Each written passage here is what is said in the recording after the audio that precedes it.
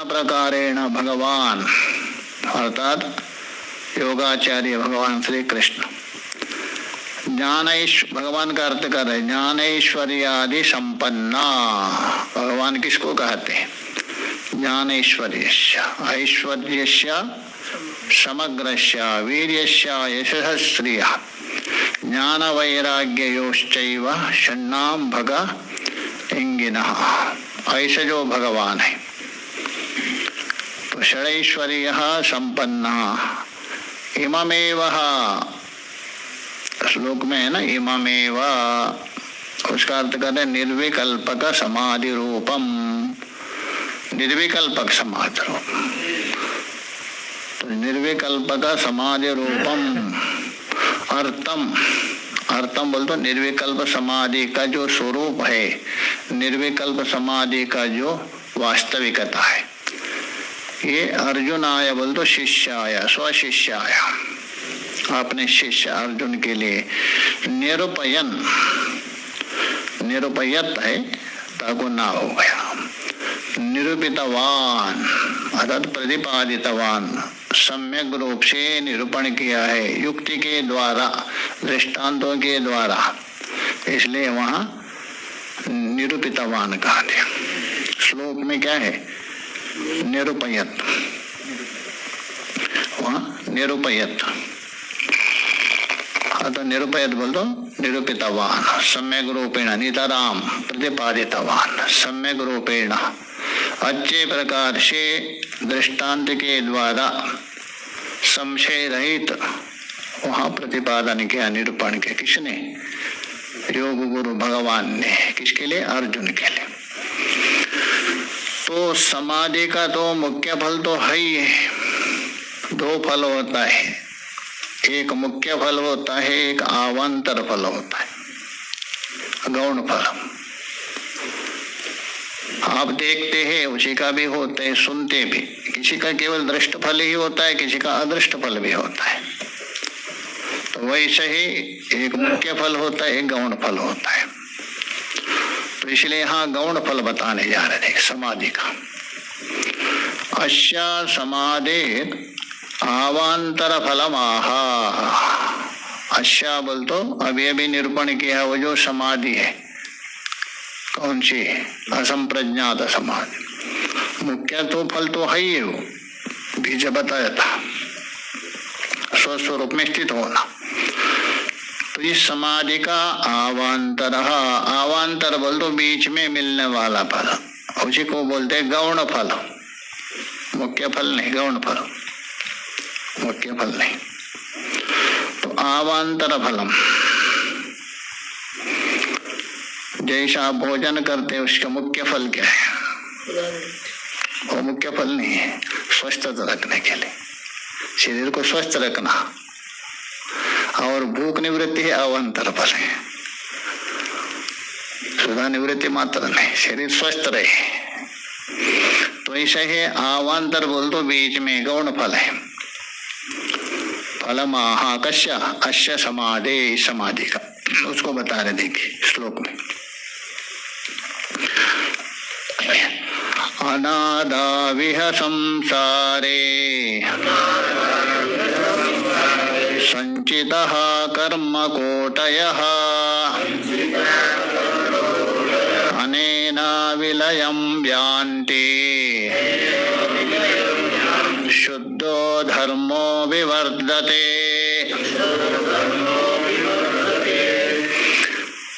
अनादो इह संसारे,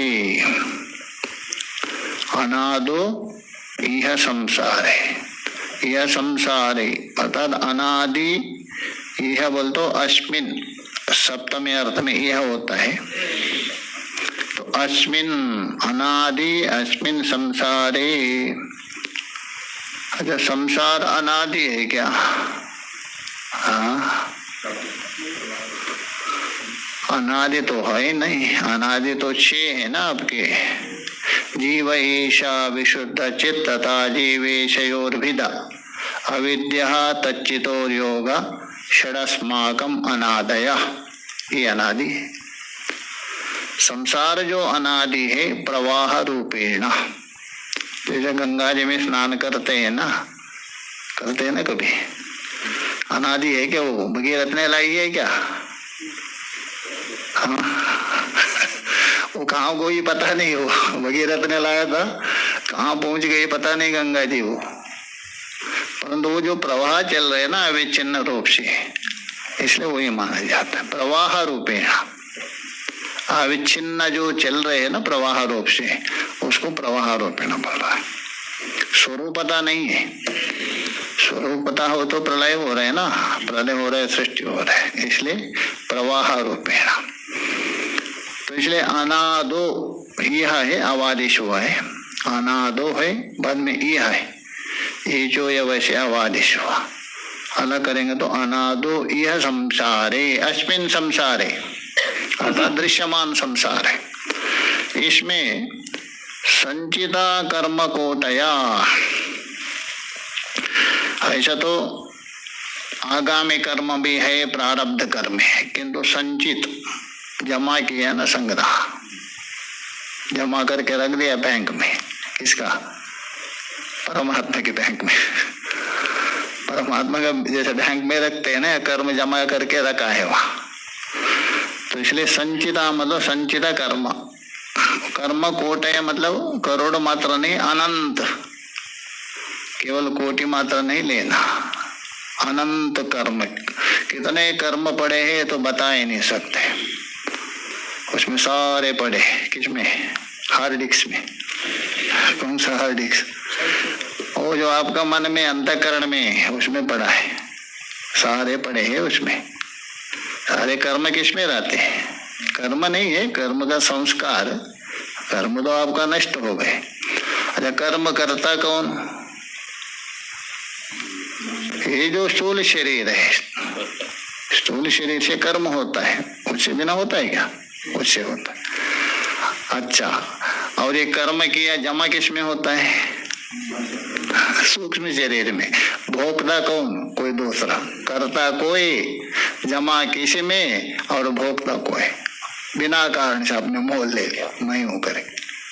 शरीर कर रहे स्थूल शरीर, और सारा जमा हो रहे सूक्ष्म शरीर में, और भोक्ता बन रहे आप बिना कारण से। बस यही अध्यास है, और क्या? और किस में पड़ा है? कर्म। कर्म बोलते कर्म का संस्कार आपने मान लिया। तो इसलिए हाँ, कर्म कोट है मतलब केवल करोड़ों कर्म मतलब नहीं लेना, अनंत कर्म का मतलब है कर्म का संस्कार। कर्म तो नष्ट हो गया, कर्म क्या है? करते नष्ट हो गया। तो उस कर्म की जो संस्कार पड़ा है ना, वासना, उसको कर्म बता रहे। वासना है ना जन्म के प्रति, इसलिए अष्टावक्र ने वासना में व संसार, वासना ही संसार है। तो वो जो संचित कर्म कोटया किम अनेन विलयम यान्ति, अनेन बोल तो इस समाधि के द्वारा। कौन सी? सविकल्प से नहीं, निर्विकल्प समाधि से। विलयम बोल तो विनश्यम, नाशम यान्ति, संचित कर्म नष्ट होते। इसलिए भगवान ने कहा ज्ञानाग्नि सर्वकर्माणि, सर्व बोल तो संचित कर्माणि, विलयम यान्ति, विलयम गच्छन्ति, और शुद्धो धर्मो विवर्धते। एक शुद्ध धर्म, एक कौन सा धर्म है? शुद्ध धर्म। धर्म तो पुण्य या पाप मिश्रित होता है, शुद्ध धर्म कहाँ से आ गया? शुद्ध धर्म का मतलब है कार्य सहित अज्ञान की निवृत्ति का हेतु। अज्ञान हो गया कौन? कारण, और उसका जो कार्य है सविलास। तो कार्य सहित अज्ञान की निवृत्ति का हेतु साक्षात्कार, जो साधन भूत, एक प्रकार से कहिए निरुद्ध संस्कार कहिए। कार्य हो गया जगत अथवा कर्मादि, उससे सहित जो अज्ञान, उस अज्ञान की निवृत्ति का हेतु का साक्षात्कार स्वरूप धर्म। ऐसा जो धर्म, तो कहने का मतलब अज्ञान को और अज्ञान का कार्य को नाश करने का एक धर्म है, उसको बोलते शुद्धो धर्म। ये शुद्ध धर्म कहा दिया। बाकी जो धर्म था ना पहले वाला, वो शुद्ध नहीं है। धर्माधर्म में जो धर्म आया है वो शुद्ध नहीं है, क्योंकि वो धर्म किससे होता है? शास्त्र के द्वारा विधान किया है, तो विधान के मतलब क्रिया के द्वारा प्राप्त होने वाला, उसमें कोई ना कोई दोष होते हैं, और वो धर्म बंधन का भी कारण होता है। दोनों है ना, मुक्ति का भी कारण है, सहायक बनता है बंधन का, शुद्ध नहीं हो, इसलिए शुद्ध है। शुद्ध का मतलब है कार्य सहित अज्ञान को नाश करने के जो सामर्थ्य वाला एक धर्म, उसको बोलते शुद्ध धर्म। हाँ, चरम वृत्ति को धर्म में एक समाधि कहते। चरम वृत्ति को मान लीजिए, अथवा निरुद्ध संस्कार, धर्म में एक समाधि कहते हैं इसको। ऐसा जो धर्म हो विवर्धते, बढ़ जाता है किसके? योगी के अंदर, अर्थात एक प्रकार से उसको चरमावृत्ति कहे, शुद्ध धर्म। अज्ञान और अज्ञान का कार्य को नाश करने के सामर्थ्य वाला धर्म, बाद में वो भी समाप्त होता है, वो भी नहीं रहेगा नाश करके। ठीक है, मैं देखिए, अनादा विति, अनादो स्पष्टम, ये स्पष्ट है इसलिए व्याख्या करने की आवश्यकता नहीं। अनादि का मतलब जिसका कोई आदि नहीं है, जिसकी कोई उत्पत्ति नहीं है, जिसका कोई कारण नहीं, तो अनादो स्पष्टम। यह बोल दो अस्मिन् संसारे, यह संसारे बोल दो अस्मिन् संसारे। संचितः बोल दो संपादितः, जीवों के द्वारा संपादन किया, कमाया हुआ, चाहे तो पुण्यात्मक हो अथवा पाप हो। संचित का अर्थ जमा किया हुआ, संपादित। किम? कर्म कोटया, कर्माणाम पुण्य पुण्य लक्षणानाम, दो प्रकार के कर्म, एक पुण्य स्वरूप, लक्षण बोल तो स्वरूप लेना, पुण्य स्वरूप और पाप स्वरूप। ये पुण्य है, ये पाप है, अपने बुद्धि से निर्णय करने से नहीं होगा, वहां तक बुद्धि पहुंचेगी नहीं हमारी, क्योंकि राग द्वेष से मिश्रित है, कलुषित है, ये निश्चय नहीं। इसलिए शास्त्र ने जो विधान किया है वो पुण्य है, शास्त्र के द्वारा जो निषेध किया है वो पाप है। शास्त्र ने विधान के करना है करके वो पुण्य है, और निषेध के वो पाप माना जाता है। विधि निषेध है ना दो, तो इसलिए हम बता रहे हैं पुण्य पुण्य लक्षणाम, पुण्य लक्षण और अपुण्य लक्षण, पुण्य स्वरूप और पाप स्वरूप। ऐसा कोटयः, कोटय बोल दो इति उपलक्षणम, केवल करोड़ ही कर्म नहीं ले सकते, उपलक्षण, उपलक्षण का मतलब उपलक्षण। हाँ, उपलक्षण का मतलब उपलक्षण। स्वबोधकत्वे सति स्व इतर बोधकत्वम,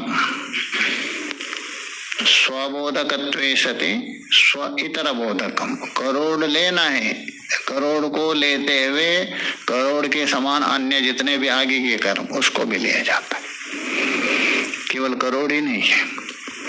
इति उपलक्षणम, उसी का अर्थ कर रहे अपरिमितानि कर्माणि, असीमित कर्म है, अनगिनती है। ये विषय सृष्टि है तभी से कितना कर्म हो गिन नहीं सकते, इसलिए बोले अपरिमितानि, अगणितानि, गणना नहीं कर सकते। अपरिमित बोल दो असीम, सीमा नहीं है, करोड़ है, अरब है, नहीं कह सकते हम। अपरिमितानि किम कर्माणि इत्यर्थः, तो संचितः अपरिमितानि कर्माणि।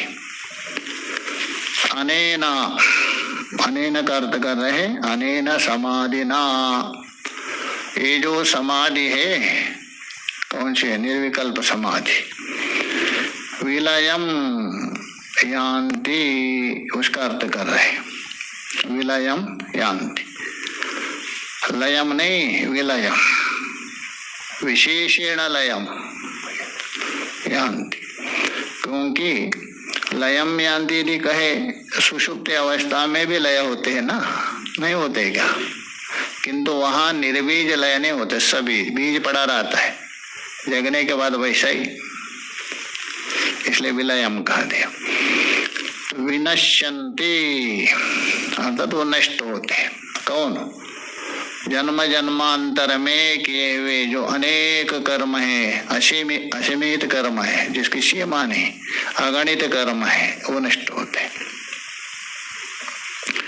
प्रमाण भी देखिए, क्षीयन्ते चास्य कर्माणि तस्मिन् दृष्टे परावरे, तस्मिन् परावरे, जो परावरे, अवरादपि पर, अवर से भी जो पर है, अवर बोल दो अक्षर लीजिए, अथवा हिरण्यगर्भ लीजिए, उससे भी जो पर है अक्षर ब्रह्मा, उसको दृष्टि, दृष्टि बोल दो अनुभव, अनुभव कृते, साक्षात कृते, किसको? परावरे, उसका साक्षात्कार करने से किम? अश्यः, अश्यः मतलब जो मुक्त पुरुष, उसके सारे कर्मणि अथवा जिज्ञासु, सारे कर्म नष्ट होते। इति श्रुते, मुंडकोपनिषद। गीता में देखिए, ज्ञानाग्नि सर्वकर्माणि भस्मसात् कुरुते। ये ज्ञान रूप अग्नि है, सारे कर्मों को नष्ट करते। स्मृतिश्च, श्रुति भी बता रहे, स्मृति भी। इसलिए ये संचित कर्म इस समाधि के द्वारा समाप्त होते हैं। और शुद्धो धर्म, उसका अर्थ करें देखिए, शुद्धो धर्मो विवर्धते। ये शुद्ध धर्म क्या है बता रहे देखिए, सविलासः अविद्या निवर्तक साक्षात्कार साधना भूतो धर्मो शुद्धो धर्म। सविलास बोल तो विलासेन सह वर्तते सविलास, विलासम कार्यम, विलास कहते कार्य, कार्य के सहित कौन? कारण। तो कार्य हो गया वो सारा जगत आदि, राग द्वेष आदि, काम क्रोध आदि, उसके सहित कारण कौन है? अज्ञान, कार्य के सहित। तो सविलास अविद्या निवर्तक, वो जो अज्ञान है उसका निवर्तक, और साक्षात्कार साधना भूतो, अविद्या के निवृत्ति का कारण भी है और साक्षात्कार का हेतु भी, स्वस्वरूप का। इसलिए आत्यंतिक दुख निवृत्ति, परमानंद के प्राप्ति, साक्षात्कार साधना भूतो धर्म, उस धर्म का नाम क्या है? शुद्धो धर्म, अथवा चरम वृत्ति कहिए, धर्म में एक समाधि कहिए, निरुद्ध संस्कार कहिए। तो कार्य सहित अज्ञान के निवृत्ति का हेतु, जो साक्षात्कार करने का हेतु है, ऐसा जो धर्म का नाम है, एक शब्द से कहना हो तो आत्यंतिक दुख निवृत्ति और परमानंद की प्राप्ति। तो ऐसा जो धर्म विवर्धते, विवर्धते बोल तो बढ़ जाता है, उसके अंदर प्रकट होता है, स्पष्टम, बाकी स्पष्ट है। तत्र किम प्रमाणम विद्यताः।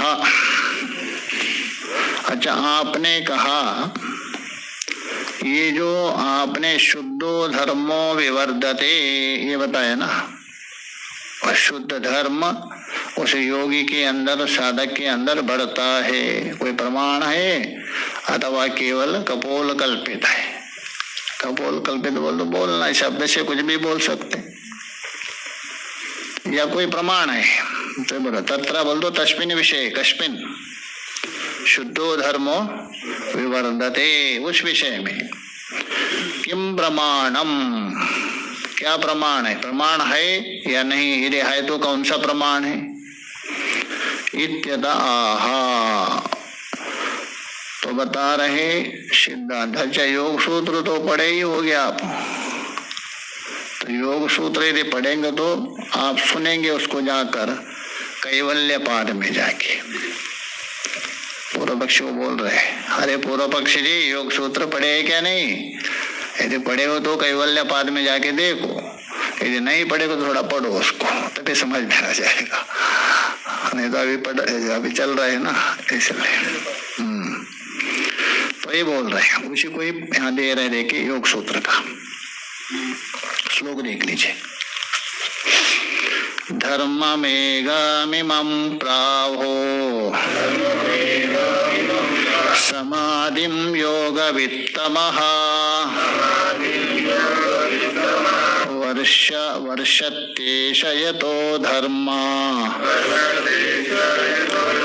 मृतधारा सहस्रशः योगवित्तमः।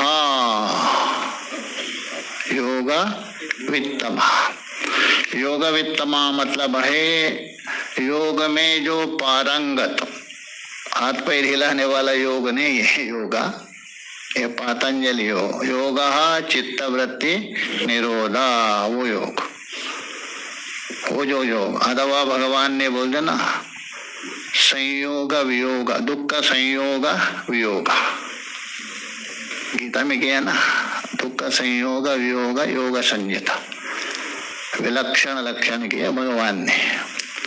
योग चित्तवृत्ति निरोध, उनकी चित्तवृत्तियों का निरोध है पतंजलि का, चित्तवृत्ति का निरोध करना। किंतु भगवान ने क्या किया, दुख का संयोग वियोग, दुख संयोग का वियोग है, ये योग है। वियोग को योग मान लिया, वियोग योग होता है क्या, किंतु मान लिया वहां दुख संयोग। दुख संयोग कौन है, संसार। अथवा जो पहले भी बताया था ना, प्राण के दो, मन के दो, शरीर के दो, ये दुख संयोग है। क्षुधा पिपासा प्राणस्य मनसा शोक मोह जन्म मृत्यु, ये दुख संयोग है, उसका वियोग होना वही योग है। किंतु यहाँ योग सूत्र के अनुसार ले रहे हैं, तो इसलिए बोल रहे हैं योग वित्तम। योग वित्तम बोल दो, योग में जो पारंगत अर्थात ब्रह्म साक्षात्कार जिसने किया, आत्म साक्षात्कार, ऐसे लोग लेना। योग वित्तम, तम प्रत्यय किया, ऐसे जो ब्रह्म साक्षात्कार किए हुए जो योगी लोग, उसने इमम समाधिम वहां लेना, इमम समाधिम, इस समाधि को क्या, धर्म में गम प्राहु, इसको धर्म में एक समाधि कहा दिया। अर्थात जो योगज्ञ पुरुष है, योग में पारंगत है, ऐसे महापुरुष तत्वज्ञ पुरुष है, इसी समाधि को क्या कहा, धर्म में। ये कहाँ कहा, वही कैवल्य पाद में बता दिया। कैवल्य पाद में 29वें सूत्र में बता, टिप्पणीकार ने उठा दिया वहां नहीं, परंतु वो गलत है, नहीं होना चाहिए। टिप्पणी में क्या है आपका, अप्रसंख्यान नहीं, प्रसंख्याने अपि अकुश्चिदस्य सर्वतः विवेक ख्याते धर्ममेघ समाधि। नहीं, गलत है वह। योग सूत्र में जाके देखे, पुस्तक होगा ना योग सूत्र का, चतुर्थ पाद का 29वें सूत्र है, वो प्रसंख्यान है। प्रसंख्यान बोलते विवेक ख्याति है, पारिभाषिक है योग सूत्र का, विवेक ख्याति हो जाने पर। अकुशित मतलब विरक्त, वीतराग पुरुष अर्थात विरक्त व्यक्ति का। सर्वतः विवेक ख्याति, सर्व का बोल दो सभी प्रकार से शुद्ध और सदा हर समय में जो विवेक ख्याति, वेदांति की दृष्टि से चरम वृत्ति, ब्रह्माकार वृत्ति, सांख्य का विवेक ख्याति, हर समय में उनकी विवेक ख्याति है। वेदांति के चरम वृत्ति, ब्रह्माकार वृत्ति, उसी को ही उन्होंने धर्म में एक समाधि कहा दिया है। तो ये बोल रहे उसको धर्म में क्यों कहा, धर्मम मेहति इति धर्म मेघा, मेहति इति मेघा। धर्मम का मतलब है क्लेश कर्मादीना विशेषेण उन्मूलकम धर्मम, ये लेना, वो धर्म नहीं लेना। शब्द क्या है, शुद्ध धर्म है ना, मूल में क्या आया? शुद्ध धर्म। इसलिए धर्मम बोल तो क्लेश। क्लेश कितने? पंच क्लेश। अविद्या अस्मिता राग द्वेष अभिनिवेश, पंच क्लेश। और कर्म, शुद्ध कर्म हो, पाप कर्म हो मिश्रित। योगी नाम अशुक्ल कृष्ण, पीछे बताया था ना, एक बार गए थे। तो इसलिए क्लेश कर्मादि नाम, क्लेश कर्मादि नाम विशेषेण उन्मूलकम, विशेष रूप से जो उन्मूलक है वो धर्म है। ये धर्म का इतना अर्थ है। और ऐसा धर्मम मेहती बोल तो वर्षति, वर्षा करते है। वर्षा बोल तो वर्षा नहीं है, बढ़ाते थे। किसके अंदर? योगी के अंदर। तो उसका नाम है धर्म मेघ, अर्थात धर्म के वर्षा करते। मोटे रूप से क्या है? धर्म की वर्षा कर। धर्म का मतलब क्लेश कर्मादि को विशेष रूप से नाश करने का जो धर्म है, उस धर्म को वर्षा करते बढ़ा देते, उसका नाम है धर्म मेघ। योग सूत्र में देख लीजिए वहां वाक्य की। तो धर्म मेघम प्राहु का के प्राहु योगवित्तम प्राहु, योगवित्त महापुरुष है और योग में पारंगत ब्रह्मज्ञ महापुरुष है, वो लोगों ने कहा गया है। ये शुद्ध धर्म का नाम ही क्या है? धर्म मेघ। तो योगवित्तम समाधिम ऐशा, वहां से लेना, यतो ऐशा धर्म धर्मम अमृतधारम सहस्रशा वर्षति।